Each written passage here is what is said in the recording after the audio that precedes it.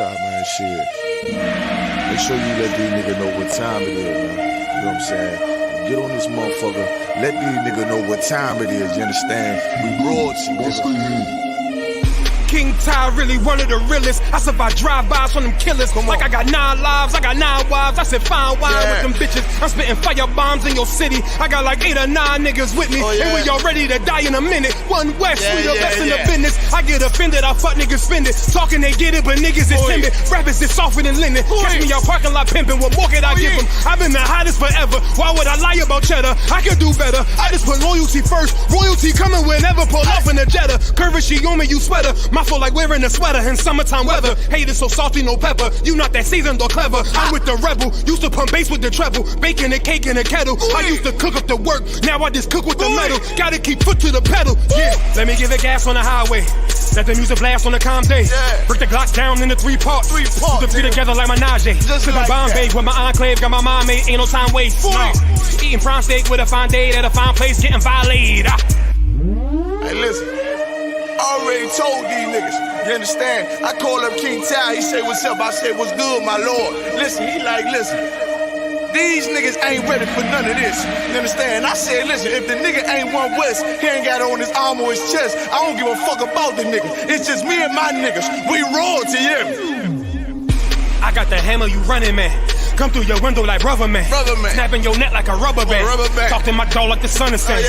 He told me murder you rappers. Uppercut sending you vertical actors. Y'all got me coming with verbal attackers. I might attack you type physical too. So y'all be rhyming the way y'all be shining. I'm blinding these rappers like Mr. Magoo. These haters miserable, we indivisible. Look at these haters like they got no clue. No clue. They hold up ones in them W's.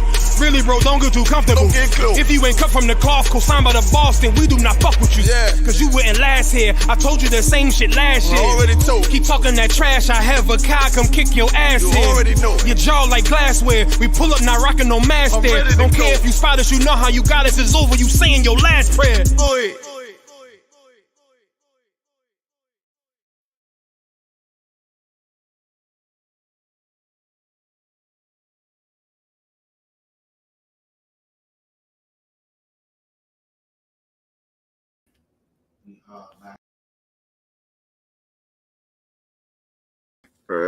All right. Shalom. We are the I.S.U.P.K. under Commander J. Yahanna, store at 1 West 125th Street, Harlem, New York. Teaching blacks, Hispanics, Native American Indians that we are the real Jews. We're not affiliated or associated with any other Israelite group, or any black group, any black radical groups, any of that nonsense. The conscious community, we're not affiliated with them, right? We stand on our own. We do not support or share any of their views, right? I'm precinct officer of 5,000 Ahwaryam, and tonight is the Tuesday night Brotherhood class. Got my man Shapak Dayak with me, branded by Commander J. Yahanna as the flyest nigga in all of Israel officially. The man with the highest rank said it. I didn't say it, he said it. Shapak, you too out? All right. Give me 1 sec here. Got a couple of topics we could definitely go into today. Like I said, today the Tuesday night Brotherhood class. You're not going to get a Brotherhood class anywhere outside the I.S.U.P.K, where it's teaching blacks, Hispanics, and Native American Indians to prefer each other, to love each other. Right? So you're not going to get that outside of the truth, right? And that is basically what we need. We need the truth. We need to come back to who we are. And the only way to come back to who we are is, first of all, to choose each other. Right? Tonight we got a couple of topics we could definitely get into. 1 sec. But we on Facebook and YouTube. All right. Do we have any questions? Nah, no questions in the chat yet.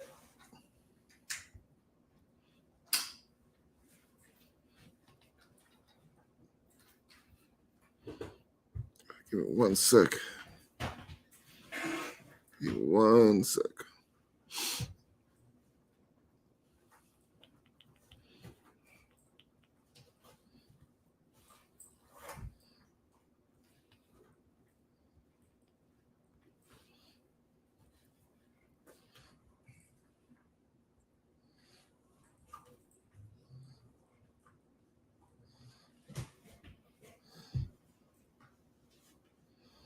So the quickest way the only way to build up a nation, right? As we're saying, is to prefer one another. And the quickest way to destroy a nation is what, Shapat? Sloppy. What was the first thing you said? The only way to build up a nation is to prefer one another above everybody else. Go. What's the quickest way to destroy a nation? Is to not prefer your brother, prefer everybody, mix everybody up. Love. You understand? Love for everybody. Go. Love is love is a new term. It's such an evil thing when you hear that term. Love is love. You see so many memes and pictures where you have all these interracial couples, right? And in that interracial, these interracial couples, they just showing you, these families with all these smiles, and it really looks good. Like it really looks like the move to make because they look so happy, right? And the key thing they'll always tell you is, why can't you just be happy for them, right? Meanwhile, they're destroying the Black community. I mean, the community that is completely destroyed and not where we need to be, and it completely defenseless. They're just simply destroying it. Right, this has been happening for thousands of years, right? Where we've been getting brainwashed to accept everybody but ourselves. I mean, they even have mentions where they say, well, even the Black women, and this is so evil to say, by the way. This is not something we say, but they say even the Black women are kinder when they're married to other races. You ever heard that before, Shabbat? Right. Like, oh, she's more feminine when she's married to another race, right? It's all propaganda, right? It's all strategy to go ahead and further destroy the Black community, right? And that's why it is very important that we, Black leaders, real Black leaders under Command Yahanna, speak up against this. And first of all, before we even carry on, I mean, we're gonna just clap it up real quick for Commander Yahanna coming down to the DC school last night and hosting a radio show here. And I mean, it's definitely something to see. I mean, something to experience. I know a lot of brothers met Commander Yahanna for the first time. Real brotherly brother. I mean, brother who really loves his nation and has never and will never put another nation over his people, right? And that's the type of leadership we need. That's what we need, right? We need somebody who's going to prefer us over the others and will not negotiate that, right? Shapat, let me know when you settled.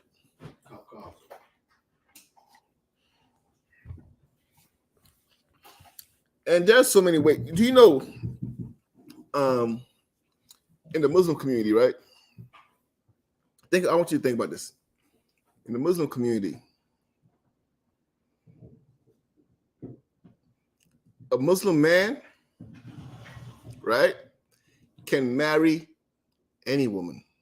She don't have to be Muslim, right? But a Muslim woman can only marry a Muslim man. Think about that. I want everybody to think about that. Muslim man could marry anybody he wants. He could marry a Christian. He could marry an atheist. He could marry a Buddhist. He could marry a Black woman. You understand?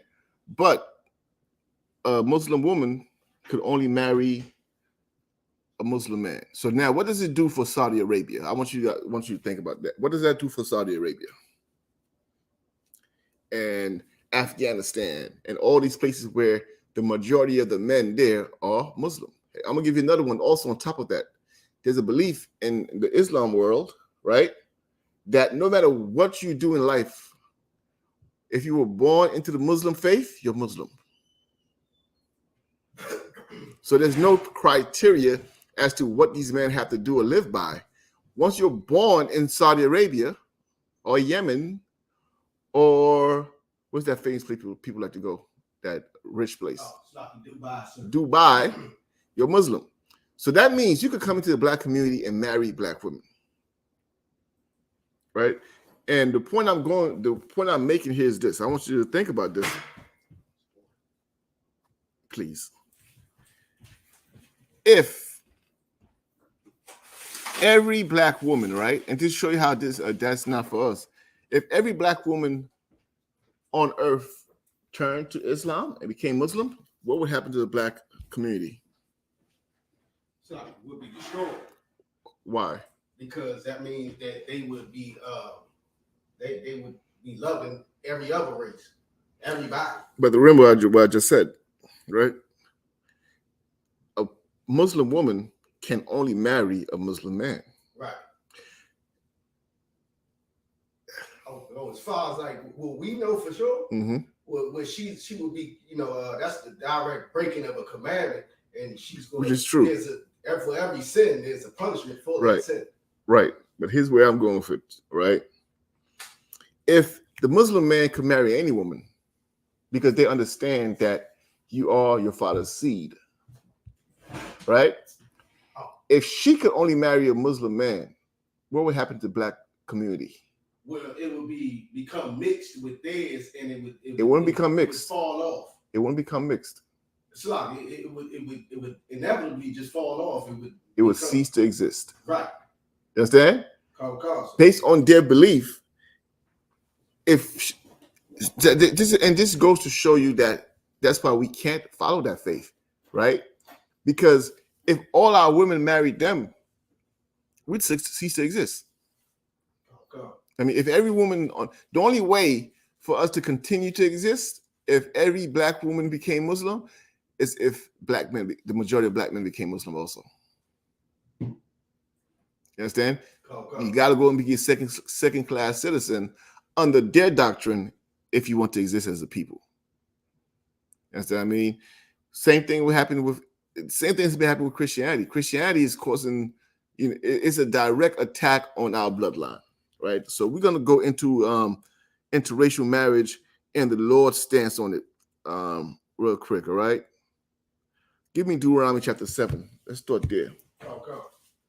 Deuteronomy chapter 7. Let's start in verse 1.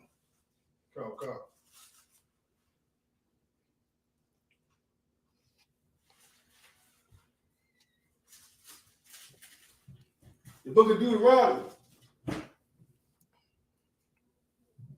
Book of Deuteronomy, chapter 7, verse 1. When the Lord thy God shall bring thee into the land whether thou goest to possess it. So this is Moses speaking to the children of Israel. And they're about to go into a land, right? Now, here's the important thing to understand. Black man, Hispanic man, Native American man. You read these scriptures here, and you read about the Israelites coming out of Egypt, and you think that you or we are different from them in their situation. They're coming out of what? Shapat, the people that they're speaking to here. What are they coming out of? Captivity. Right? We're in a very similar situation with them. You understand what I mean? They're coming out of captivity, and they are trying to survive as a people. What's going on there? All right. I mean, so being that they're coming out of captivity, wouldn't they be the perfect people to research and to investigate? Being that they're coming out of captivity. You understand? So they're in a similar state to what we're in. So if God is speaking to them through Moses and giving them advice, wouldn't it be wise for us to take the same advice that the Lord has given them to apply in our own personal lives? Seeing that God's giving, why is God giving them these laws and these instructions? Slakia, let me take that word back. Advice. This is not advice. These are laws and instructions that the Lord has given them for their own benefits. Why is the Lord giving them these instructions, Shapat?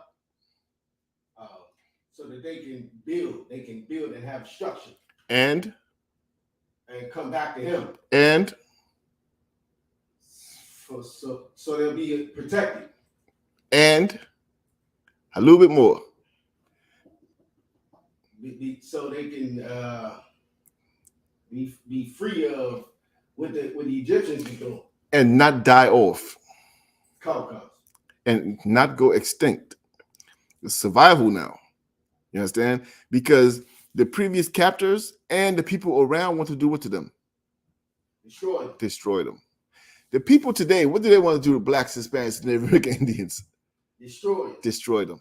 You understand? So now, if you come out of captivity and you are surrounded by people who are looking to destroy you, who are looking to cut you off from being a people, that's in the scriptures, who are confederate against thee and looking to cut you off from being a people, how do you survive? Well, the first thing you do is you go into the history books and look at the people who are in a similar situation, right or wrong. So now these people are in a similar situation, right? So we're going to read one more time from the top, Shapat, please. Come. Book of Deuteronomy, chapter 7, verse 1. When the Lord thy God shall bring thee into the land whither thou goest to possess it, and have cast out many nations before thee. When the Lord your God, right, and that is the possessive, the Lord thy God, not the God of the earth, the Lord thy God, go ahead. The Hittites. No, when the Lord thy God, Slop. One more time from the top. Slop. When the Lord thy God shall bring thee into the land whether thou goest to possess it. To possess it mean what? To conquer it, to own it, to take it for yourselves. Right? Go ahead. Come. And have cast out many nations before thee. And have what? Cast out many nations before thee. Very importantly, the Lord is prepared away for these people. And how did he prepare a way for these people? By casting out many nations before thee. What is it saying the Lord did there? He got rid of, he basically fought our battle before we even got there. He cast them out, got rid of all of our obstacles. And what does that tell us about the people that were there? That the Lord does not prefer them. And does not want us to do what? Mix with them, amongst them. Right. You know what I mean? For everybody who thinks the Lord just loves everybody. You know what I mean? Let me tell you, sidebar. Let me tell you when the Lord's going to love everybody. Actually, I'll give you a chance, Shapat. Actually, no, for the sake of time, I'll give it to you. Go ahead. Can I paraphrase? Go ahead. When the righteous rule, the people shall rejoice. Right. That's it. You understand? The Lord's going to love everybody when everybody's in their place. You know what the Lord's love is going to be for them? Sloggy, can you ask that again? Do you know what the Lord's love will be for the heathen? Oh, they you just said it. That when we rule, they serve us. When the righteous rule. That's love. Giving you righteous people to rule over you. That's when the heathen will have been loved by the Lord. You know what I mean? When he gives you somebody who rule over you to make sure that you're not doing the evil that you're doing. You understand? To cast evil out from China. To put evil out from Russia. To put evil out from one end of the earth to the other. You understand? That's when people will rejoice. Right? But here, he's establishing this in Israel. So he had to drive these people out because they were there doing every evil thing. Keep reading. Oh, God.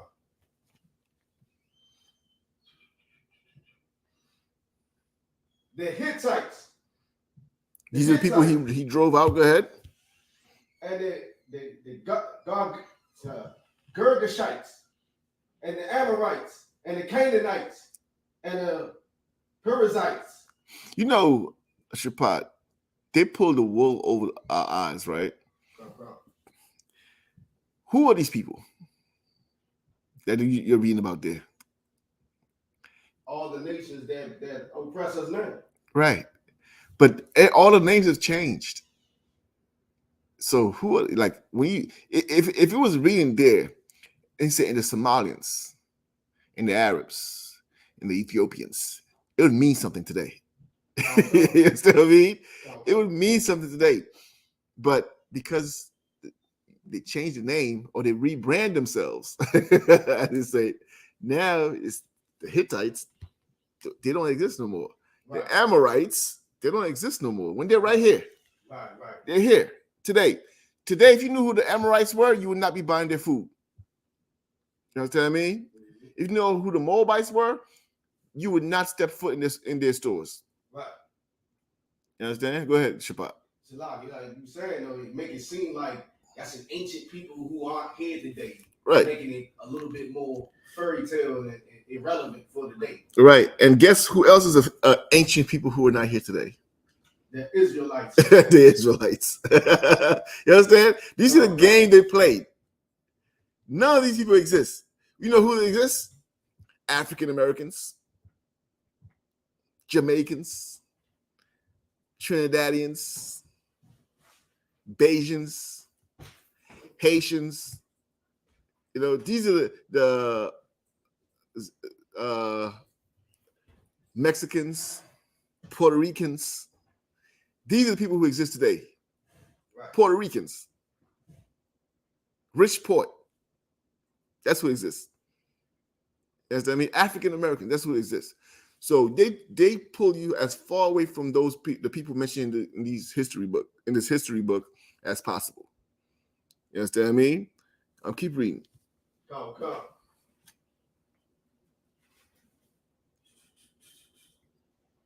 Shoot, I just lost the thing. Shalak, I just lost the thing. Deuteronomy chapter 7. There you go. Shalak. And the Hivites and the Jebusites, 7 nations greater and mightier than thou. So there were 7 nations in that land that the Lord is gonna give to the Israelites that were greater and mightier than the Israelites at that time. Why? Because the Israelites were just coming out of captivity. So there's no way you threw the Israelites in there and these people would let them live. They would have killed them on sight. Right. You understand what I mean? So what did the Lord have to do? He had to go and drive them out, push them out of the land with famine, with beasts, with all types of, with storms and earthquakes. Destroy the whole place. Get out. Right? Clear out the land. Go ahead. Come. Verse 2. And when the Lord thy God shall deliver them before thee, thou shalt smite them. And what?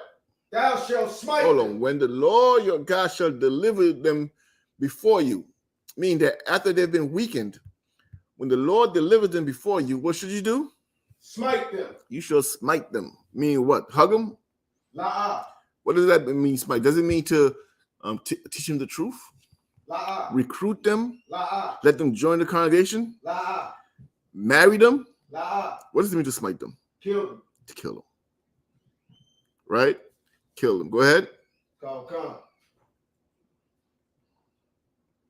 And utterly destroy them. And what? And utterly destroy them. Thou shalt make no covenant with them. So he is going to utterly destroy them. Right? Hold on.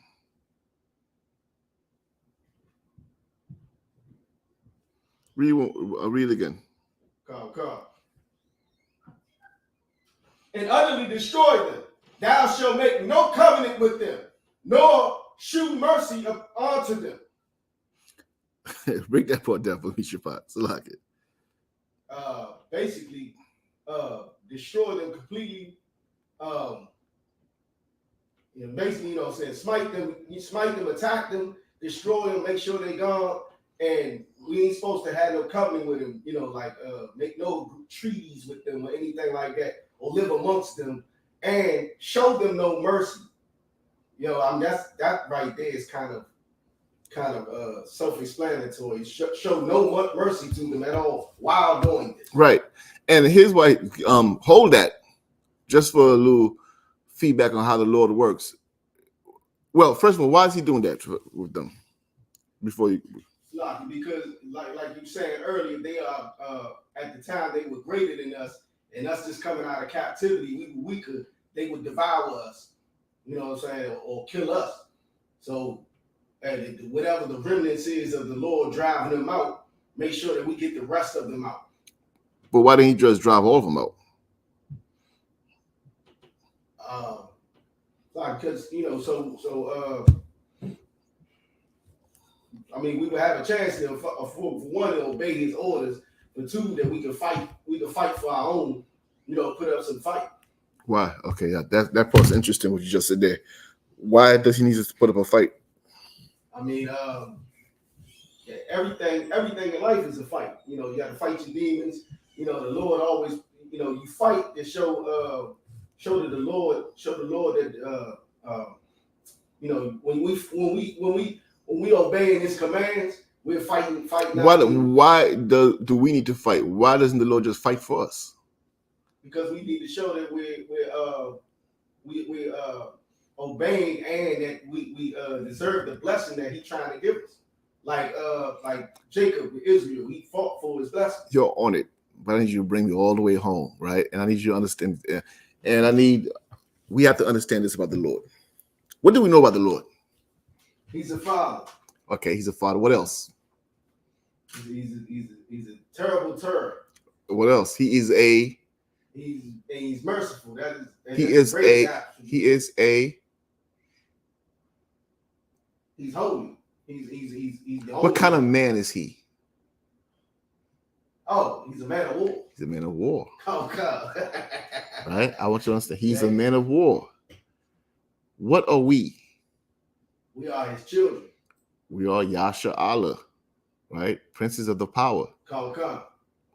What are we to emulate, or what are we to represent on earth? The Lord's reputation. He's a man of war. Right. Give me Judges chapter 3. Come. Before we continue, I need you hold that and give me Judges chapter 3, and we're gonna come back to that. Come, sir. This thing where the Lord has driven out the nations from before you so many times, it's happened so many times in the Bible. It happened in Deuteronomy. It happened in Judges. Right? Notice what it says about, because the same instructions was given to the Israelites in the book of Deuteronomy, and the same instructions were given to the Israelites in the book of Judges. Notice what it says here. Judges chapter 3, verse 1. Come, sir. The book of Judges, chapter 3, verse 1. Now these are the nations which the Lord left to prove Israel by them. Hold on. So give you some feedback. The Lord was driving out the nations because the Lord was clearing out the land to give the Israelites. And it says here, read again. Come. Now these are the nations. These are the nations. So even though He drove out the other nations, He's about to mention nations that the Lord had left behind. Why did He leave them behind? So we can fight. Keep reading. Come. Now these are the nations which the Lord left to prove Israel by them. To what? To prove Israel by them. To prove Israel by them. Go ahead. Even as many of Israel as had not known all the wars of Canaan. Read again. Come. Even as many of Israel has not known all the wars of Canaan. Because there's a lot of Israelites who did not know what? All the wars of Canaan. Right? Okay, go ahead. Come. Verse 2. Only that the generations of the children of Israel might know to teach them war. To what? To teach them war. To do what? To teach them war. This is the whole point, brother. You understand? Right now, there are two types of Black people, Hispanic people, Native American people on the earth right now. There are those who are learning to serve the other nations, and there are those who are learning about warfare. Right? And when I say warfare right now, I'm not talking about a battle axe and a sword. You understand? Right. Learn to fight your demons right now. That's where we at right now. You understand what I mean? To prefer each other, to not hate a Black man or a Black woman. You understand? Read that last part one more time. Come. To teach them war at the least, such as before knew nothing thereof. Such as what? Such as before knew nothing thereof. You Christians gonna have to learn war, man. You Christians gonna have to get out of your comfort zone and stop drinking that Jesus juice and dancing and singing and shaking. You're gonna have to learn war if you want to follow the Lord. Why? Because the Lord, Shabbat, is a man of war. Is a man of war. That's who you claim to follow. That's who you saying you want to be like, right? And he here is what? He's teaching his people war. So he left. Imagine he he went and he took out the strong, right? And he left the weak behind. And the weak mean those he thought that Israel could take. And he left them there so that they could learn war. Now let me ask you a question, Shabbat. Is that Christ-like? Oh, Well, technically it is, right? Because Christ follows his Father, right? But for every Christian that says, Christ is here to hug and kiss, this is his Father who he follows. This is his Father, right, Christian? That Christ said, nevertheless, let not my will be done, but yours. This is who Christ submits to, right? And this is who Christ wants to be like. So now, maybe, perhaps, you don't know the Christ. You don't know the Messiah of the Bible. You don't know the man they call Yahanna. You've been lied to. You understand? This is his Father, his idol, the one he worships, the one he bows to. And here his Father is teaching a people coming out of slavery, coming out of captivity, coming out of Christianity, if he wants to be up to today, and he's teaching them war. And how does he teach them war? He chases out the strong of the nations, leaves behind a few stragglers, and say, "Go and kill them." I know that's not my Jesus. You damn right, not your Jesus. Go ahead, your pot. Salaki, man, you know what? Oh yeah, one thing when I first came to the truth, one of the scriptures that really shocked me coming out of the world, because they paint that picture of Christ like he's soft and meek. Well, when he went to the temple, when he saw them cheating the people with the prices, and he sat patiently and weaved together, braided a whip, and he beat them all out of the temple. Man, forget about it. Man, when I first came to the truth, the entire Bible shocked me. The whole thing shocked me. The whole book. I mean, from Genesis to Revelation, shocked me. Up and into the Apocrypha, shocked me. You understand what I mean? Because I was forced to realize I didn't know what the hell I was talking about all these years. Right. I thought I was a scholar. I'll tell you right now. I thought in the world, I thought I was a scholar, man. Until I ran into these hardcore brothers. You know what I mean? And they taught me that I didn't know what the hell I was talking about. Right. And that I should probably shut my mouth until I could get the understanding of what the Bible is actually teaching. You understand what I mean? So the Lord, a little reset, right? The Lord left some people behind, right? So that he could what? So he could prove Israel. So he could test Israel. How was he going to test them? By letting them kill those who was left behind. Read a little bit more. Go ahead. Verse 3, namely 5 lords of the Philistines. He left behind 5 lords, right? Lords had what? Cities. So he left 5 cities behind of the Philistines. So he took out the bulk and left 5 behind of the Philistines. Go ahead. And all of the Canaanites. He left the Canaanites behind, man. Those Africans you want to be like, they were bait. You know what I mean? They were nothing but a target. You know what I mean? Today you want to beat them. Nah, they were a target. Go ahead. Who else? And the Sidonians. And the Sidonians, go ahead. And the Hivites. And the Hivites, go ahead. And that dwelt in the Mount Lebanon. Mm-hmm. The Mount Lebanon. Go ahead. From Mount but all Hermon unto the entering of Hamath. You understand that? So these are the cities he left behind, and he wanted them to what?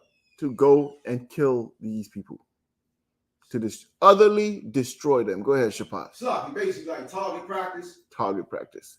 Because what? They had to learn war. Come. And if you're going to be Yashala, brother, if you're going to be, look, all of you, let me tell you something, all you Israelites, ask yourself, right? Is this your God that we're reading about? You Israelites who think that, it's kumbaya. Is this, like when you read the Bible, right? Ask yourself, is that my, like you people love to say, not my Jesus, not my God. When you read this, can you say this is your God? Can you say this is the one you've come to trust? This is not the God of Christianity. This is not the God of any fake Israelite group. This is not the God of Islam. You understand? This is the God of Israel. You understand? This is the God of Israel. This is the God of the Bible. Right? No matter what you want to think.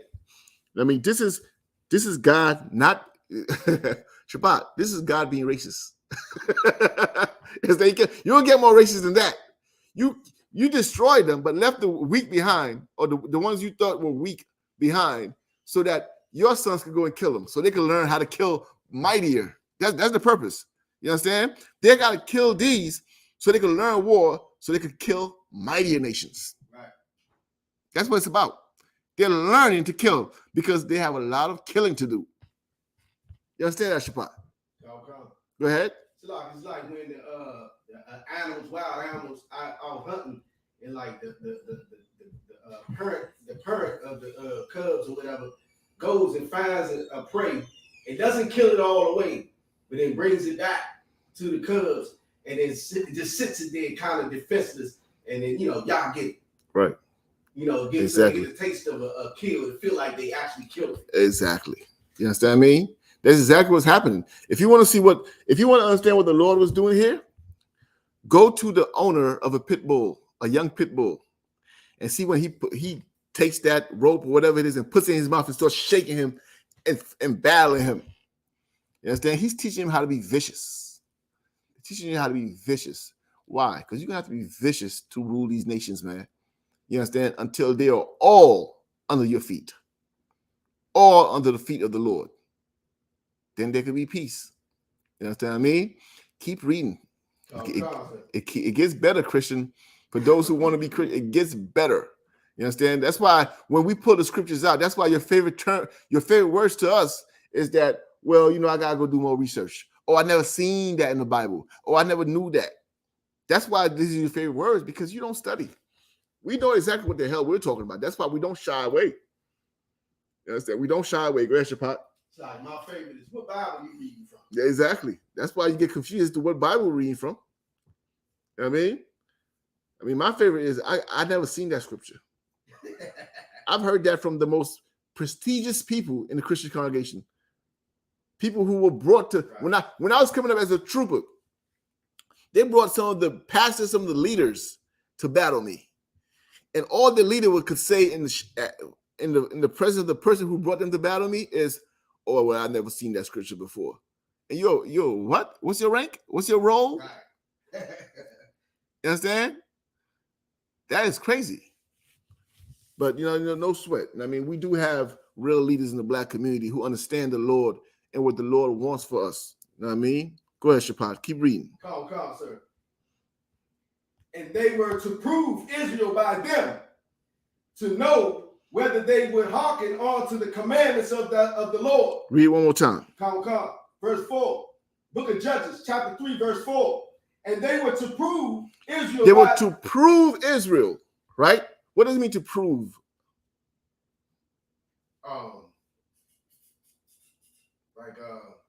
Like to dang it. If you gotta prove something, right? What are you doing? Like certifying. Certifying it. I'll take that. I'll give you a simpler word: test it. Right. But certify is the same thing. You know what I'm saying? You have to prove them. So the Lord is what? He's doing what? He's testing Israel. He's seeing what you're made of. You coming out of captivity, he wants to know what you're made of.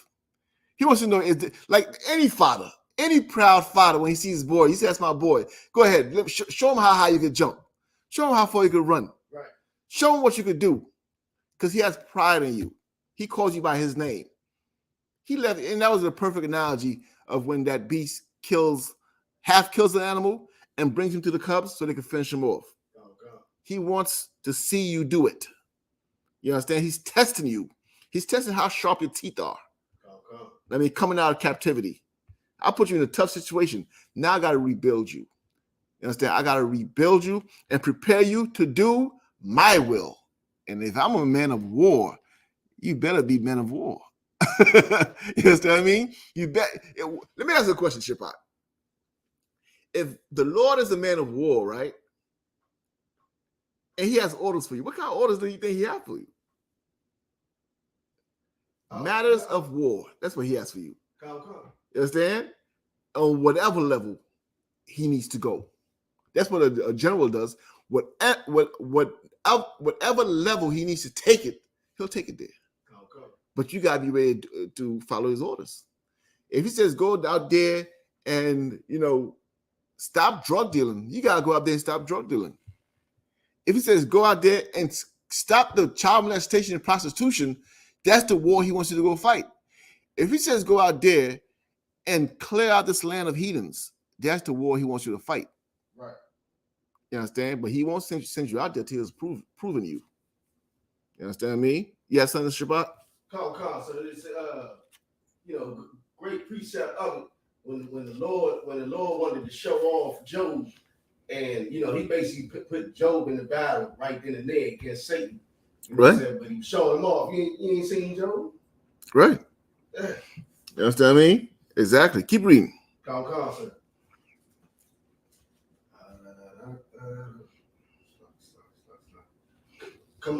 Let me stop. And they were to prove Israel by them, to know whether they would hearken unto the Lord's command, unto the commandments of the Lord. And what? Read it again. This part here we're gonna go back to this in Deuteronomy because it's the same thing. But you have to understand this part here, right? When it comes to war, read that part again. How come? And they were to prove by them to know whether they would hearken unto the commandments of the Lord. This is where you're gonna be tested, man.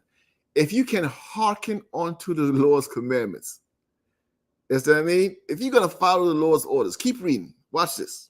Come. Which he commanded their fathers by the hand of Moses. Go ahead. Verse 5. That's what we're gonna go back to afterwards in Deuteronomy. Right there when it says by the hand of Moses, that's where we were just at. But I'm bringing you here for a reason. Go ahead. Come. And the children of Israel dwelt among the Canaanites. And they dwelt among the Canaanites, Hittites, and Amorites, and Perizzites, and Hivites, and the Hivites, and Jebusites. Go ahead. Verse 6. Wait. And they took their Hold daughters. on. What was the purpose of those nations being left behind? To kill them. To what? Kill them. That's what the purpose was. The purpose was so that Israel could learn war. You understand? To battle them. They could be there You might not have killed them forever, quickly, but you would have gradually extincted them. By what? Warfare. Like Esau today, he does propaganda against you. You're here, but he is gradually destroying you, man. He got you killing your babies by 300,000 a year. He got you being killed by the police. He has raised war against you. He planted drugs in your community. He started black on black crime. He did all types of things. You understand? He knows you're his enemy. The Israelites here, they were left enemies too. And they were supposed to battle these enemies, however the Lord seen fit. But what did they do? Remember, these nations were left behind so that they could learn war. Instead of learning war, they did what? The Christian thing. What did they do? Read for me, please. Come. Verse 6. It's like when we start back from 5 with the Christian thing. You go ahead. Come. Verse 5. And the children of Israel dwelt among the Canaanites, Hittites, and Amorites, and Perizzites and Hivites and Jebusites. So they stayed around those people, right? And the Lord brought them there, right? And they dwelt there. Go ahead. Verse 6. And they took their daughters to be their wives. And they what? Took their daughters to be their wives. You Christians are simple as hell, man. The Lord has other plans than your lust. He has bigger plans than your lust. You lusted for some heathen, some Moabite, some devil. You understand? And slowing down the work of the Lord. Because you got a lust. The Lord then leaves them around you. Let me tell you something, man. I'm telling you, you reading this in the scriptures here. I'm telling you, the same situation exists today, where they are here for you to conquer them. I know you're here in a white supremacist world, right? Shabbat. We live in a white supremacist world. We live in a world where all the heathens are over us, right? Right. What's our job? To marry them? What's our job? To separate from them first. Okay, and? To destroy them. And subdue them. It's the same thing happening right now. What the Lord wanted for them then, same thing he wants for us now. Right here, I want you to conquer them. I want you to say no to drugs. Right here, when they're pushing drugs. I want you to say the LGBT is wrong. Right here, in their kingdom. I want you to say the oppressor is the devil the Bible speaks of. Right here in their kingdom. Right. You understand? That's how you're proving yourself now. You hear the Lord say he was proving them? He's proving, like we're reading about what the Lord's proving them then. Meanwhile, we're losing the battle today. In 2022, we're doing the same things they did. What did they do? What did they do? Read again. Verse 6, and they took their daughters to be their wives. That's what they did. When the Lord wanted to prove this nation and test them and build them up by leaving the other heathen nations around them so that they could conquer them, right? So the Lord could look at the angels and say, look at Yashala. Look at the people after my own heart. Look at the people who want to be like me. Look at my boy, like any father, any righteous father who raised righteous children, proud of his son, because his son is what? Like him. You know, let me tell you something. I'm going to tell you something right now. If you want any father, right, Shabbat? If you want any father, you want to put a smile on his face, you know what you tell him? We did it last night. When Officer Mataya came through his sons, and we said, damn, your sons look strong. Mataya was ear to ear. That's his boys. Yes, that's what he wants to hear. That's what he's building them for. You understand? For them to say, damn, your sons look like you. Damn. Like, that's a split image. That if you want to make the Lord smile, man, be like him. So they can say, man, that's a man after your own heart. That's a brother that's just like you, sir. That brother right there, I don't know what's in that brother Shabbat, but that nigga just like you, sir. I mean, that's what he wants. But we're not like that. We prefer the heathen women over the Lord. We prefer the heathen people over the Lord. You understand what I mean? Go ahead, Shabbat.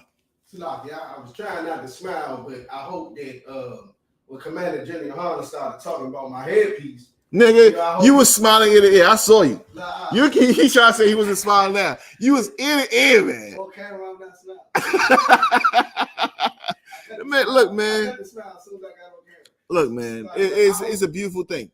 I hope that that made him feel proud that he kept this truth going. Of course, man. For us to be separated enough to see something like that come out of that separation. Look, man. Look. Commander Yahanna he made the Lord proud in the decisions he's made in his life. You understand? He made the Lord proud. And you know what? The Lord rewarded Commander Yahanna with the school. God. You understand? With young men who are coming up and, leaving the streets, man. Leaving the streets. Look, I'm going to tell you right, I'm not trying to get off topic, but the Christian church is full of whores and pimps and drug dealers and every evil nigga on the earth. So you remember that. When you want to invite me to Christmas, you remember that. Because my brothers around here, we don't have that problem. Right. You understand me? Right. We don't have that problem. You understand? So let's stay on topic. Go ahead. Go ahead and read Shabbat.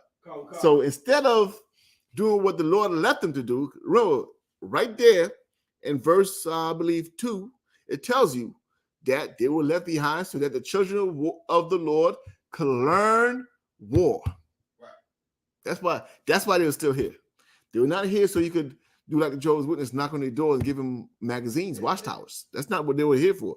They were not here so that you could be best friends with them. They were not here so that you could, do any type of relationship with them. They were here for war, to be conquered. And what would have made the Lord proud? Here's what would have made the Lord proud in that situation. When he looks up and there are no heathen around. Right. That's when he would have said, these niggas is ready for the earth. These niggas is ready for the earth. You understand? Okay. But instead, what did you do? Verse 6? Okay. Verse 6.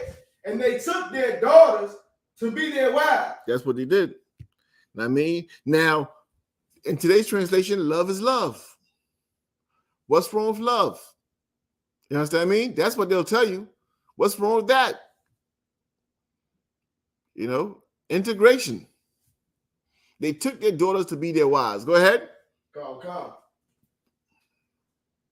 And gave their daughters to their sons. And what? And gave their daughters to their sons. And gave their daughters. So they took their daughters to marry their sons and gave their daughters to their sons.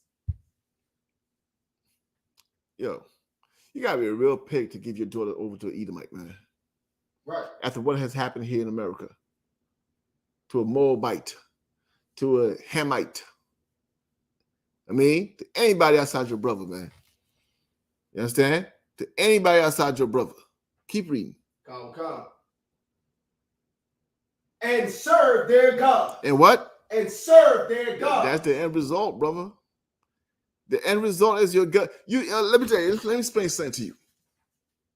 If the black community marries the other nations, you're going to celebrate Christmas. You're going to celebrate Thanksgiving. You're going to celebrate Halloween. You're going to celebrate Easter. You're going to celebrate Valentine's Day. You're going to celebrate you're going to march in the LGBT parade. You're going to march. That's what happens. You're going to be in all green on St. Patrick's Day. That's what happens when you marry into a nation that has their own festivals, that has their own customs. You're mixing and blending with them. You go from hot to lukewarm. You go from cold to lukewarm. You start to have a form of godly devotion, but prove false to his power. That's in the book of Timothy. A form of godly devotion, but prove false to his power. Give me that real quick. You know where that's at? 2 Timothy. Hold on. I'm sorry. We're jumping around a little bit.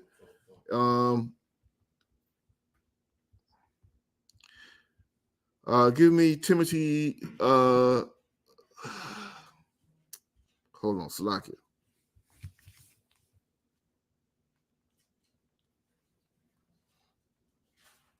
It's going to be in 2 Timothy.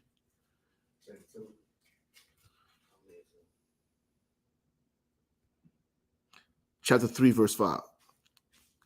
Come, sir. Actually, start at verse 1 real quick. Let me hear verse 1. Come, sir. The book of 2 Timothy, chapter 3, verse 1. This know also that in the last days, in the end of times, today, because you're marrying the heathens, you understand? Because you're marrying the heathens, because you're joining their politics, because you're celebrating their things. Go ahead. Come. This know also that in the last days perilous times shall come. Go ahead. Verse 2. For men shall be lovers of their own selves. That's right. Go ahead. Covetous. Boasters. Proud. Go ahead. Blasphemous. Blasphemous. Go ahead. Disobedient to parents. Go ahead. Unthankful. Go ahead. Unholy. Go ahead. Verse 3. Without natural affection. Mm-hmm. Truce breakers. Go ahead. False accusers. Go ahead. Incontinent. Go ahead. Fierce. Go ahead. Despisers of those that are good. Go ahead. Verse 4. Traitors. Heady. High-minded. Go ahead. Lovers of pleasures more than lovers of God. Go ahead. Verse 5. Having a form of godliness. They have a form of godliness. Christianity has a form of godliness. They believe in God. They're dancing all day. They're worshiping all day. They have a form of godliness. Go ahead. God. But denying the power thereof, from such turn away. But they deny the power thereof. They have a form of God, of godly devotion, right? But they deny the power, meaning what? They reject the Lord. From such turn away. You understand? Why? Because they are lukewarm now.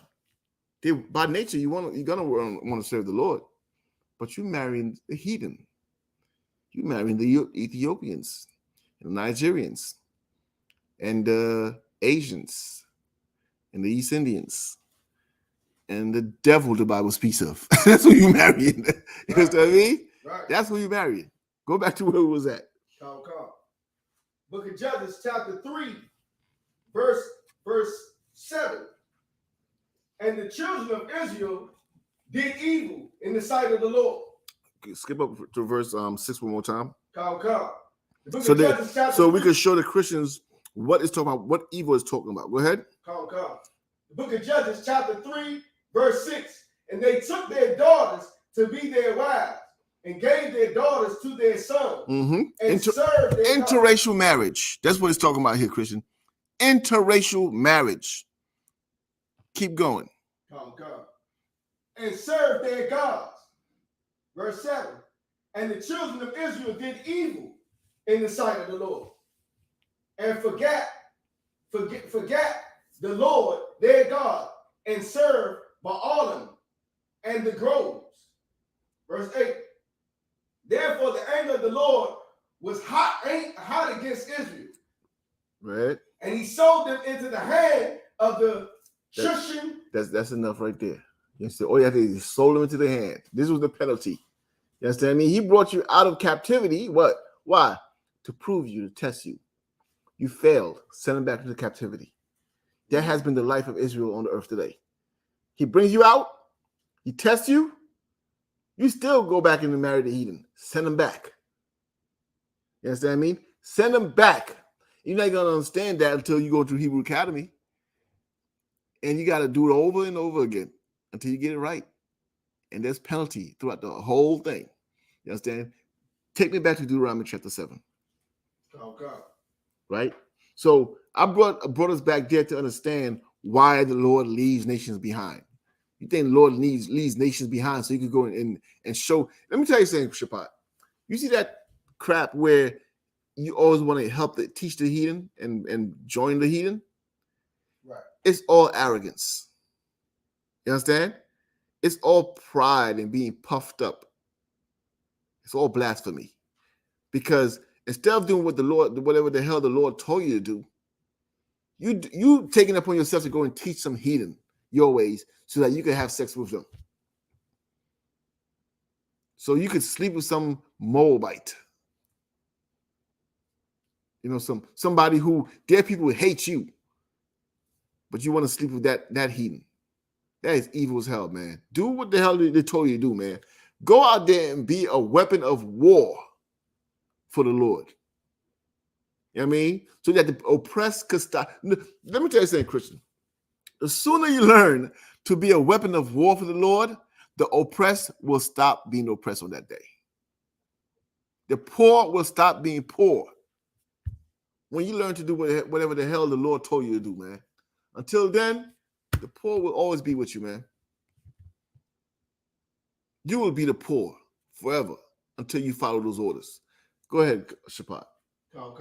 We want to start from 1 again? Start from 1. Salakia. The book of Deuteronomy, chapter 7, verse 1. When the Lord thy God shall bring thee into the land whither thou goest to possess it, and has cast out many nations before thee. The Hittites, and the Girgashites, and the Amorites, and the Canaanites, and the Perizzites, and the Hivites, and the Jebusites, 7 nations greater and mightier than thou. 7 nations greater and mightier than thou. So he left behind 7 nations that were more powerful than you, established there. What was he leaving in there for, Shaphat? For bait to be killed. Right, so that you can learn war. You can learn war. Keep reading. God. Verse 2. And when the Lord thy God shall deliver them before, and when the Lord thy God shall deliver them before thee, thou shalt smite them. That's your what? Smite them. You should smite them. You should put them to death, man. Go ahead. God. And utterly destroy them. And what? Utterly destroy. What do you mean to utterly destroy? What does the word utterly means? Give me another word for utterly. Ultimately, I'll take that. Here's one for you. Completely. Completely destroy them. Go ahead. Thou shalt make no covenant with them. That's your what? Thou shalt make no covenant with them. You're not here to do business with these people. You're not here to make no agreements with them. You're not here to give what? You're not here to do nothing but what the Lord told you to do. That's what you're here to do. Go ahead. Nor shew mercy unto them. Do not what? Shew mercy unto them. Do not what? Shew mercy unto them. Don't show them mercy. Why is the Lord saying don't show them mercy, Shaphat? Because then you'll start to want to be amongst them. The Lord's saying don't show them no mercy because he knows you're gonna wanna. SHALAM. The Lord is saying do not show mercy because he knows you're going to want to join them. The Lord make it simpler for me. Make it simple as possible. The Lord is saying don't show him no mercy because he knows you're gonna want to. Love was my best answer, sir. Show mercy. Show mercy. Calm, sir. He's telling you don't do it because he knows you're gonna do it. Right. You understand? Right. He's saying don't show them mercy because he knows you're gonna show them mercy. God. Because he knows you. He says, you know what? Don't show them mercy. He's giving you the order to bypass what he has put in you. He put in you to have mercy. God. Don't show him no mercy. God. You know what I mean? That's an order. Go ahead, Shaphat. It's a lot. Just like he's saying, make no covenant with him. And when I think about it, the Lord's a father. He knows his children. So when you telling your children to go out somewhere, when we going in this store, don't you touch nothing. Don't ask me for nothing. You know his precept for that? Do not lean upon your own understanding, Christian. Do not lean upon your own. This is in the scriptures. Oh. Don't lean on your own understanding. Don't think you know what you're doing. Do what I told you. Do not show mercy because I know you're going to want to show mercy. You understand? The Lord told him, do not show mercy, man. He says throughout the Bible, don't let your heart feel sorry for them. Don't let your heart feel sorry for them.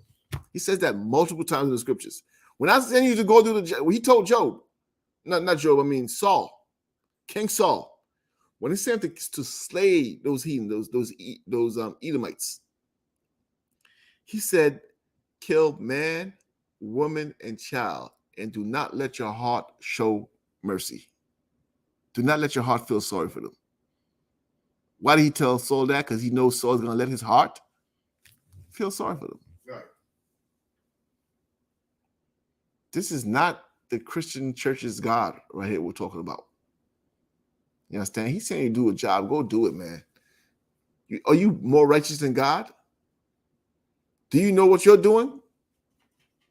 That's why he had to have that conversation with Job and ask Job, where were you when I was creating this?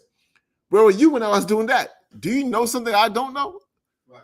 Like he had to humble Job because Job was saying, why? I did everything. Shut up. That's what. Do what you're told. Oh, God. I mean, and we have to learn that again as a people, man. We have to learn that, because until you learn that, you can't be his weapon. You can't be his battle axe. You're going to show mercy. He's going to send you in there to do a job. You're going to mess it up. And then you're going to have nothing but excuses as to why you messed up. And he doesn't want to hear that, because he expects you to be perfect.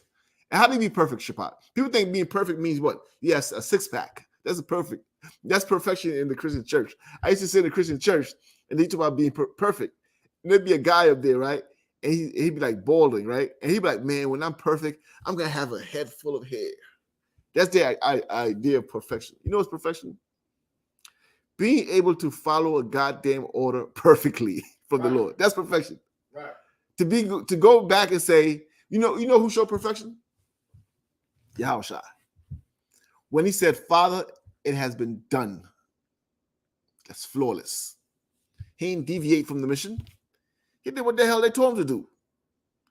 And black people need to understand that it's not what you want, it's what you're ordered to do if you're going to be our Shalom. You understand, Shapat? You had something? Oh, Sloppy, I had a question, but I just looked it up myself. I was just wondering what was the exact name of the people God was the king of, and it was Amalekites. I couldn't remember because the Amalekites. That's them. That's who they had to go and slaughter. Amalekites. I mean, where we at? Go ahead, read again. What verse you at? Sloppy, still on verse 1, sir. Go ahead. Oh, come on. We still in verse 1? You done got me all worked up. You done got me all worked up. That's why we still in verse 1. We on verse 2. Go ahead. A little bit better. To verse 2. And when the Lord thy God shall deliver them before thee, thou shalt smite them. Go ahead. Slop, we on verse 3. No, keep going right where you at. Shall smite them and utterly destroy them. Thou shalt make no covenant with them, nor shew mercy unto them. Don't show mercy unto them. Go ahead. Verse 3. Neither shalt thou make marriages with them. Neither should you what? Shall thou make marriages with them. Why did he tell you neither should you make marriages with them, Shapat? Because he knows you're going to do what? You're going to make marriages. You're going to make marriages with them. That's why he had to tell you, don't do it. He's giving you orders. What are you doing today? You're making marriages with them. And you're justifying it. And you're telling us that we're wrong. You're telling us that we're wrong for saying don't make marriages with them. Well, you're reading out the book, Christian. Has God changed? Have your situation changed? Has the world changed? No. But you telling us we're wrong. Why are you suffering from all the things you suffer from? All the plagues he told you to get, all the plagues he told you he'd put on you if you don't follow his orders, while you're suffering from those plagues, you're telling us we're wrong. You figure that.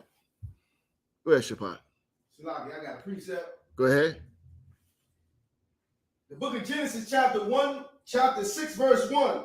And it came to pass when men began to multiply on the face of the earth, and daughters were born unto them. Verse 2. That the sons of God saw the daughters of men, that they were fair, and took them wives, all which they chose. You've been doing the same nonsense over and over. Yo, man, get you a sister, man. Get you a sister. We've been doing the same thing since then. Call, sir. And we still learn. Nah, sir. Get you a sister, man. Get you somebody of your own bloodline. Somebody who can understand. So somebody, when something happens and the brother's murdered by the oppressor, you can go over there and just be honest and not try to sugarcoat anything because they're on two different sides. Get yourself a sister, man. Get yourself a brother, sister. Get yourself a brother, man. I mean, stop going through these heathen. Look, you're not an individual. We're not individuals. We are a collective. We struggle together, we die together, or we're gonna win together. That's how the Lord's gonna treat it. And we gotta get ourselves, just that scripture you just read just stressed me out right there. Like, since then, just took all the energy out of me. Like, damn, like we just don't learn. Keep reading. Come. Call it and read it. Come. The book of Deuteronomy, chapter 7. You want me to stay in Genesis? Deuteronomy, please. Deuteronomy, come, sir. Book of Deuteronomy, chapter 7, verse 3. Neither shalt thou make marriages with them. Thy daughter thou shalt not give to his son, nor his daughter shalt thou take unto thy son. Verse 4. For they will turn away thy son from following me. For they will what? Turn away thy son from following That's me. the purpose of interracial marriage, brother. To destroy you, to turn you from following the Lord. You understand what I mean? You go and marry some heathen, man. Next thing you know, you're following their custom. You're trying to marry. Let me help you out. Shabbat, think about this. I want you to understand this. Who are you? Israelite. Yashala. Who are they? They're the heathen. Right?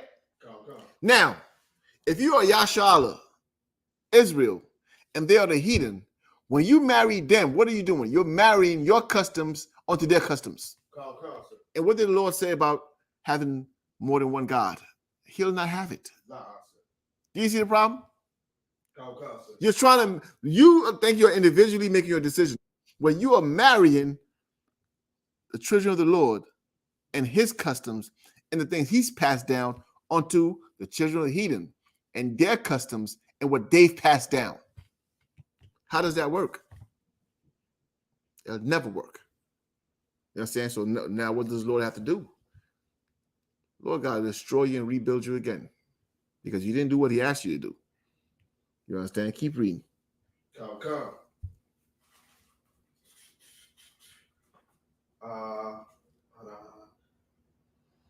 So will the anger of the Lord be kindled against you and destroyed thee suddenly. So the anger of the Lord be kindled against you, lit against you, and you will be destroyed suddenly with every vow. Right now, you running from COVID, you running from the monkeypox, you running from AIDS, you running from stray bullets, you running from the authorities, you running from bill collectors. Go ahead, Shabbat. I had another precept right on topic. Go ahead. The book of 1 Kings, chapter 11, verse 1. But King Solomon loved many strange women, together with the daughter of Pharaoh, women of the Moabites, Ammonites, Edomites, Zidonians, and Hittites. Verse 2. Of the nations concerning which the Lord said unto the children of Israel, ye shall not go into them, neither shall they come in unto you. For surely they will turn away your heart after their gods. Solomon clave unto these in love. It's crazy. You understand? It's crazy. I mean, Solomon, the wisest man, the wisdom of the Lord. Surely he could have brought forth the kingdom of heaven, no? Right. Surely. Until he married onto these heathens. That's what I mean? That is the problem right there, man. That is, look, I can't even begin to emphasize the importance of marrying into our own people. We can't win. You can't win. You understand? That's why at some point now, you got to just be held accountable for making such stupid decisions, man. For choosing another nation over your own. Keep reading. Let's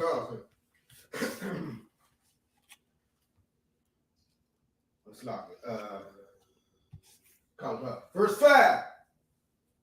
But thus shall ye deal with them. Ye shall destroy. This is hold on. You should not marry them, right? You should not make no covenants with them. But the Lord is saying, this is what you should. This is how you should deal with them.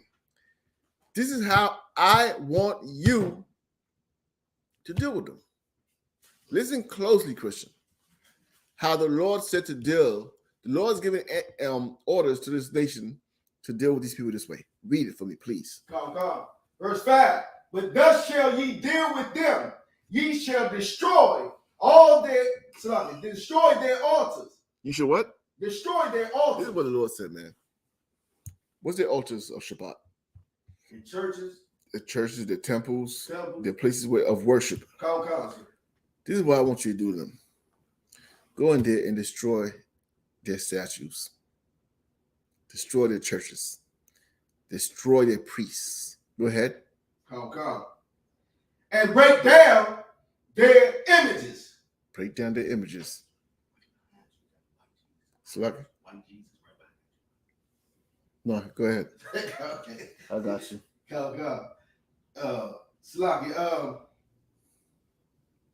And destroy and break down their images and cut down their groves. And what? And cut down their groves. Go ahead. And burn their graven images with fire. That was the order. that was the order. Not to marry them, not to put on those ugly Christmas sweaters that y'all can't wait to put on this year. Right. I mean, not to put up Christmas trees, not to celebrate Thanksgiving, not to put on a Freddy Krueger mask with them, but to destroy their customs, destroy their religions. Keep reading. Come. Verse 6, for thou art an holy people. Hold on. Now it gets deep. This is why I'm telling you to do this. You're not the average cat, man. Black man, I know you think you just a regular nigga. Puerto Rican, I know you think you just a regular spick. You're just a regular wetback. You ain't nothing. You know how long, Shabbat, we've been told we ain't nothing? Right. And I'm using the word nothing mercifully. You know what we told. We ain't this. We ain't SHIT. That's what they say. I mean, a child will hear that from his mother today. A young black man, a young black boy will hear that from his mother, that he ain't nothing, just like his daddy ain't nothing. But the Lord's not saying that. The authority in the heavens, the one who gives Yahushua orders is saying this. Read again. Okay. Verse 6. For thou art an holy people. A holy people. What does the word holy mean, Shabbat? It's Kadash in the Hebrew, and it means set apart, separate. Separate. You are holy people, meaning that you are my portion. You understand? You are separate from all these people that are on this in this place. Shabbat, you had a comment? Salah, yeah, I'm just, confession is good for the soul. You said how long have we thought that we weren't anything, right? Me and my brother in the world, we should say all the time, we really know the truth. We like that, but to the world, we should refer to each other as I'm my own piece of ish. You know what I'm saying? And that's just how, because we were saying what the world looked at us like. You know what I'm saying? Not actually, we didn't actually think that of ourselves. Right. But we knew the world viewed us at it, so we didn't try to be in this oppressor's world and get ourselves in trouble trying to overstep what the world sees us at. Right. Right. I mean, 100%. Keep going. Come, sir. Unto the Lord thy God. The Lord thy God have chosen thee. The Lord chose you, man. The Lord chose you. It's not you earned. You were chosen. Right. They selected you. You know what I mean? Keep going. Come. To be a special people. To be a what? Special No, people. average. Special. No, everybody's equal. Special. A special people. Special. Go ahead. Come, sir. Unto himself. Unto himself. Special unto himself. Break that part down for me. Special unto himself. Meaning what? Well, if I may go back a little further, the Lord has chosen us. That means he didn't choose everybody. Mm-hmm. And then to be a special people, that means better than everybody else. LeBron James' ability, Hidden Figures, the ladies who sent them Edomites to the moon. We the smartest people. Mm-hmm. They never broadcast that. Special in every way. Simone Biles doing flips that they can't even judge. Special like in captivity, the headpieces that I make. You know what I mean? Salaki. for throwing me in it. But special unto himself. That means we belong to him. He's not claiming anybody else. Special unto himself. Right? Here's the beauty of special unto himself. When it says unto himself, you know what he's saying? Means to him, right? Special to him. Meaning that never mind your opinion. You understand? Come. Damn your opinion. Special unto me. Special unto himself, meaning I'm saying you're special. It don't matter what you think. It don't matter what they think or what they teach. I'm telling you, you're special unto me. Right. Meaning what? It's my decision. That's what he's telling you. Right. My choice. And I'm saying that I prefer you. I'm telling you as God, I prefer you. You understand me? Right. How are you going to dispute that? I'm the highest authority, and I'm telling you I choose you. Now what you going to say? At that point, anybody who knows anything, anybody who has any a lick of common sense will say, you know what? I better shut my mouth and accept what he just said.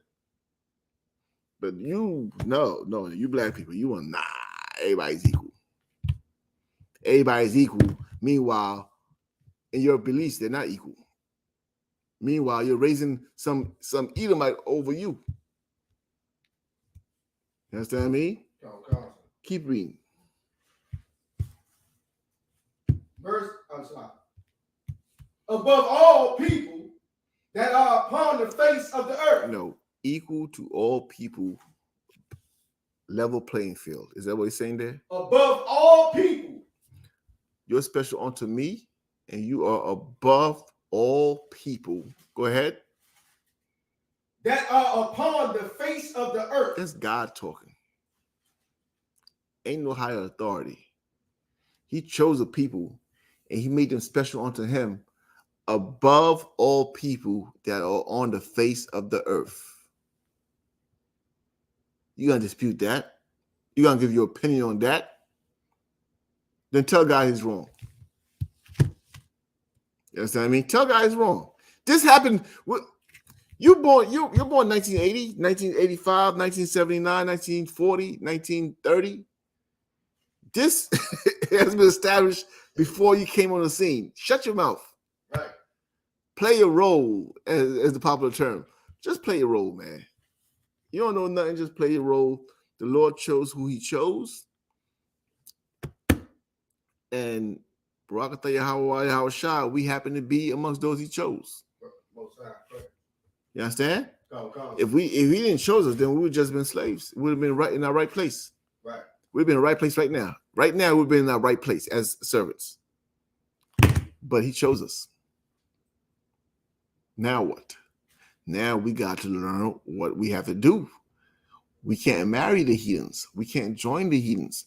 We got to do what he tells us to do. Go ahead, Shabbat. As it goes, is there any unrighteousness with the Lord? You understand? That's a question that Christians, based on their customs and their teachings, they believe so. Right. Because they just disagree with what it's saying right there. Right. And they're saying, no, we're all equal. No, God shall love all of us. When he says, read it again in verse 6. This is what he says. For thou, the book of Deuteronomy chapter 7, verse 6. For thou art a holy people unto the Lord thy God. Unto the Lord thy God. Unto him. Meaning that his choice, his decisions. You would quicker respect a woman's decision to kill that baby before the Lord's decision to choose a special people.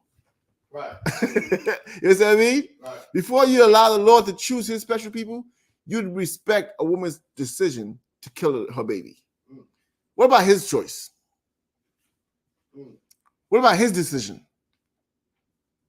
You know what I mean? He has his decision also. And he has chosen blacks, Hispanics, and Native American Indians to be his special people. You got to deal with that, man. And you got to learn to live up to it. Keep reading. from where you was at. Come, sir. The Lord thy God hath chosen thee to be a special people unto himself above all people that are upon the face of the earth. That's it. Therefore, you have to do what he says. You understand? Therefore, you can't water that down by what? By marrying the heathen. By marrying yourself unto their custom. Give me Joshua chapter 23. Come. And we're going to read 12 and 13.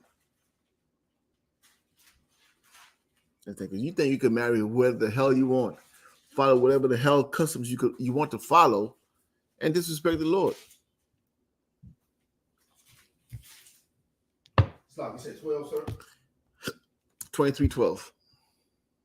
Come, sir. The book of Joshua, chapter 23, verse 12. Else if ye do in any wise go back and cleave unto the remnant of these nations, even these that remain among you, and shall make marriages with them. Now, this is Joshua again. This is another situation where the Lord had left heathens back behind. Why did he? Let's for the sake of consistency, Shapat. Why do you think he left heathens behind in the time of Joshua? For Israel to prove themselves in war, and learning war, right?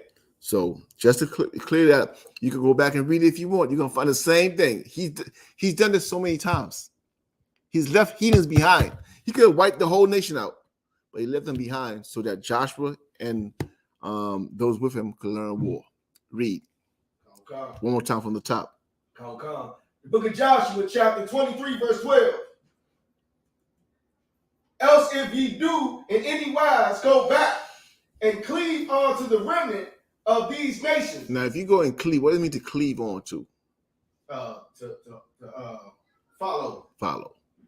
If you go back and follow any of these heathens that he left behind, meaning that what? You're dropping your sword and going on their customs because it's more comfortable for you. Keep reading. Come.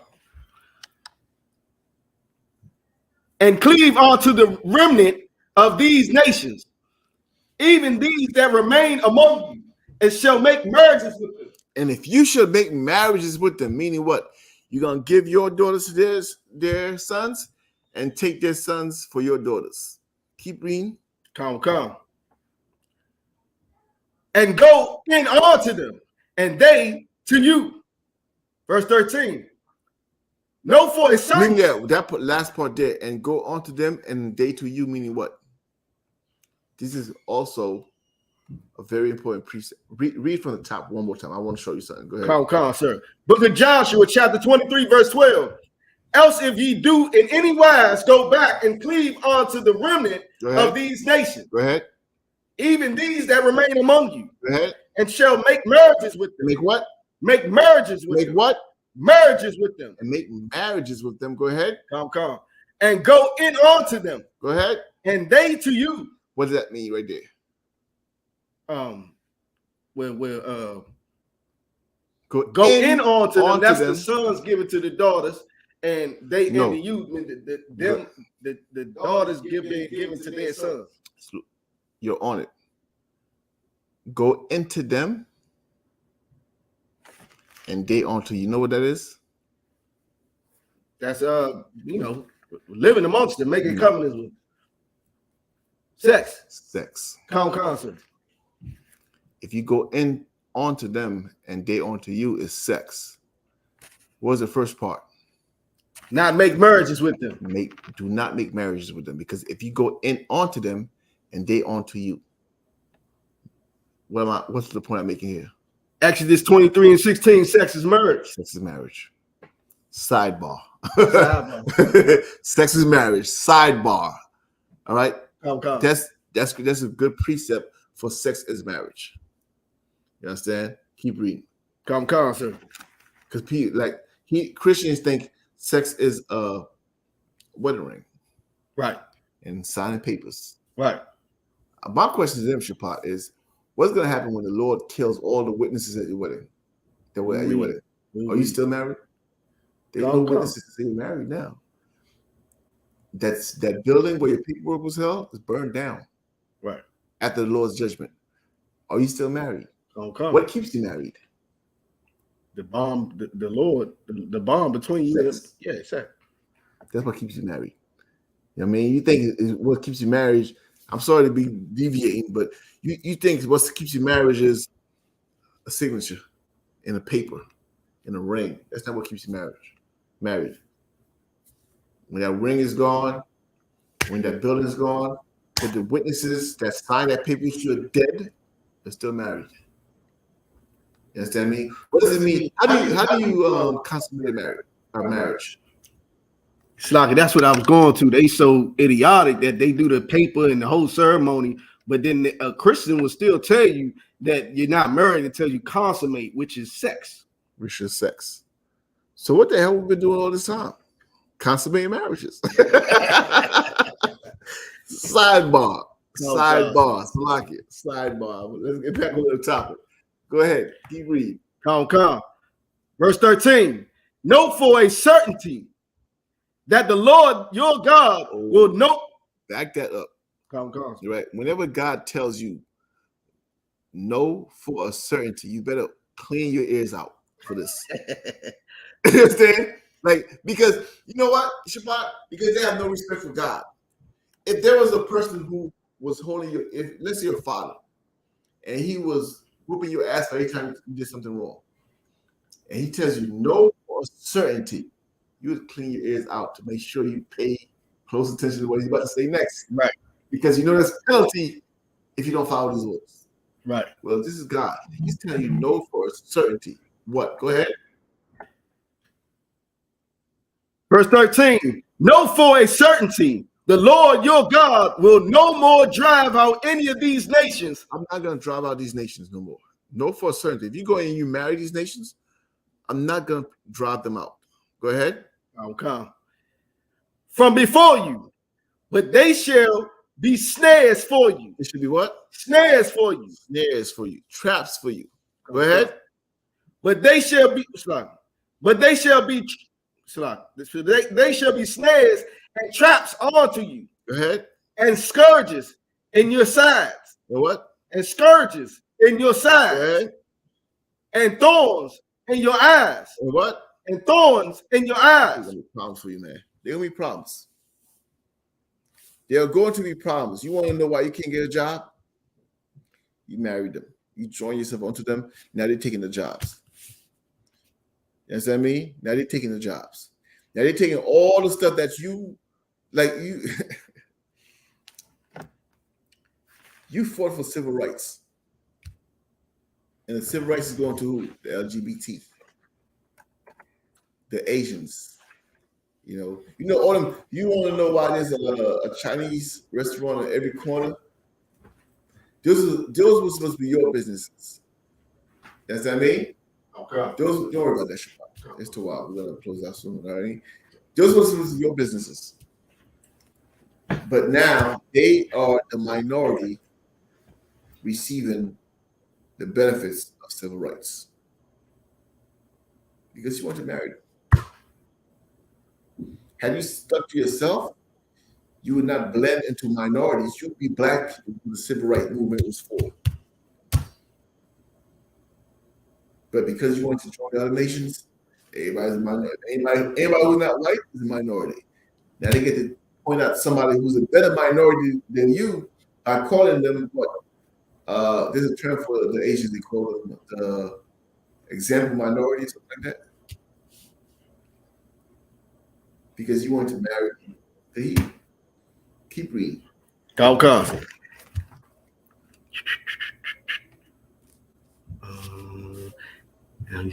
Until ye perish from off this good land which the Lord.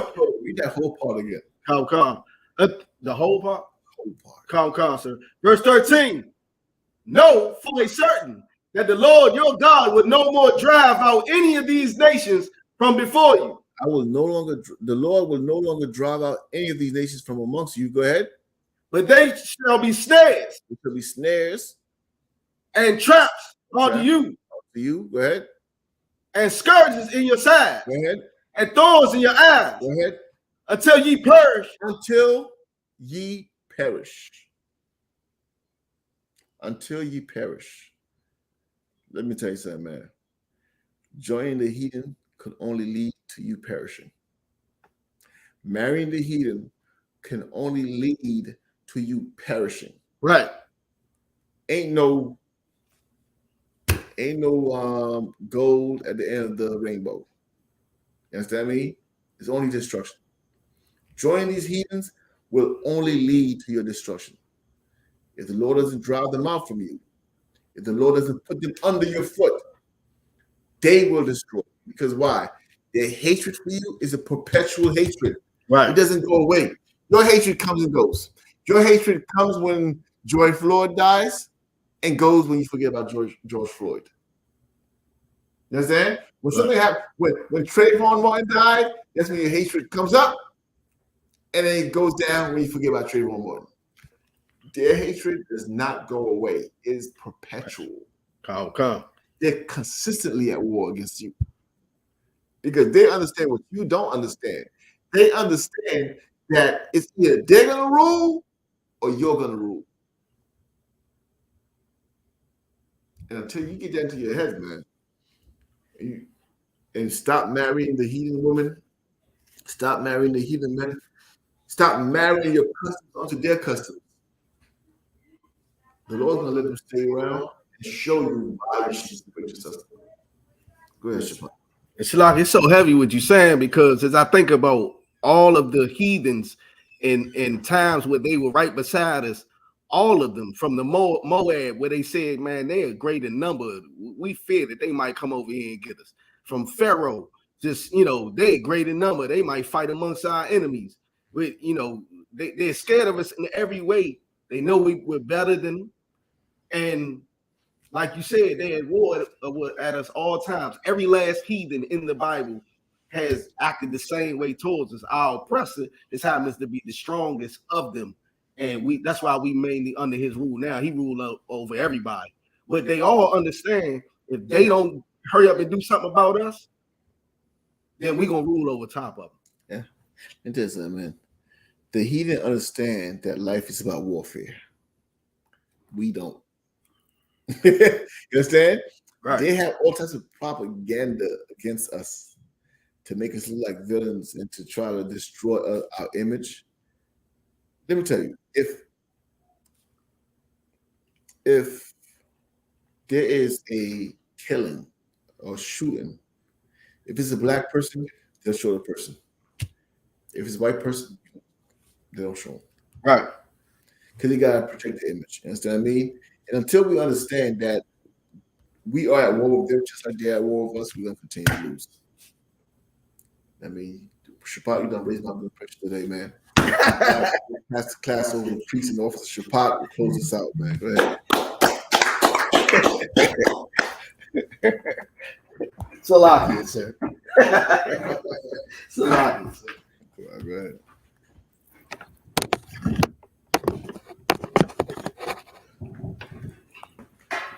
I.S.U.P.K security announcements. We the I.S.U.P.K out of 1 West 125th Street, out of New York, under Commander Yahanna. New rules for brothers and sisters. When a new brother or sister comes into the school, they are off limits for 6 months. They are to be saluted only. They are here to share themselves in the world. After 6 months, if a brother or sister has an interest in a particular person, he or she must get permission from the head to speak to a brother or sister. There's another 6 months in which the brother or sister will court each other. After this 6-month period, the brother or sister will get permission from the head to marry.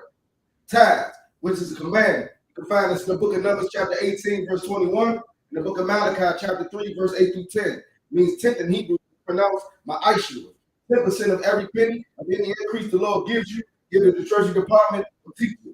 Priest fund, free will offering for priests, not mandatory. Which some amount you would like to give.